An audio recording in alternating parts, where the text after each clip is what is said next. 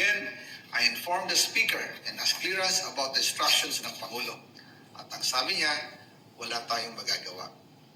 Kaya po nagtataka ako kung bakit sinasabi ni Pangulo na hindi niya makilala ang budget. Samantalang lahat na binawas at dinagdag sa mga ahensya ng gobyerno ay humihingi ng approval sa kanya si Sec. Mina Pangandaman. Bago namin ginawa o tinapos ni Senator Chis Escudero during the BICAM. Sinabi pa ni Sec. Mina, everything is cleared with the President. Basta importante, pasok ang pondo na request ng Pangulo. The following day, sinabi ni Sec. Mina, approve na si Presidente BBM sa lahat na binawasan na ahensya. Masaya na ang Pangulo dahil naipasok ang gusto niyang 100 billion insertion. Wala pong perang napunta sa akin.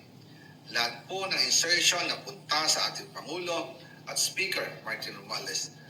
Ako lang at ang aking mga tao, sila Paul Estrada, Mark Tiksay, at ang aking mga security ang nag-deliver papunta sa bahay nila Pangulong Bongbong Marcos at Speaker Martin Romualdez. Sa North Forbes Park, South Forbes Park, hanggang sa Malacanang. Yung mga deliveries po ay merong record ng aking mga tao. Totoo po yung sinasabi ni Orly Gutesa na nag-deliver siya sa Forbes Park. Totoo din po ang sinasabi ni Orly Gutesa na nag-deliver siya sa Malacanang nung siya ay nasa Senado.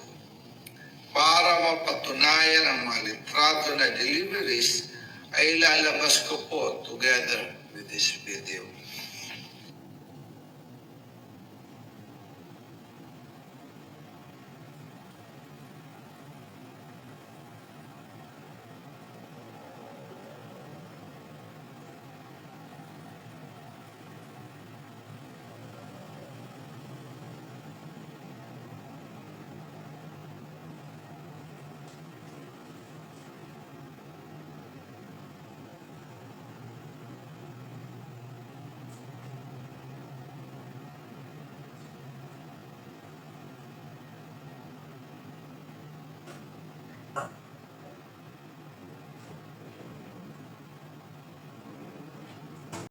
After po ng approval ng budget sa General Appropriations Act of 2025, nagtanong po ako sa DPWH kung magkano ang kailangan na ibigay sa Office of the President o ang SOP na bigayan.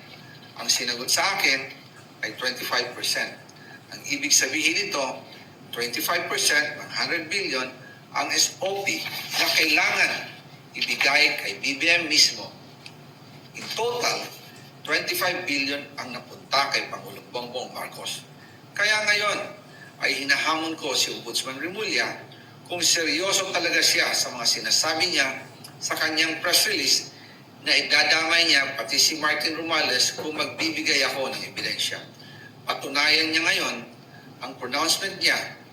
Imbestigahan niya ang fraternity Brad at ang kanyang kaibigan na si Speaker Martin Romualdez kung talagang tutupad siya sa tungkulin niya.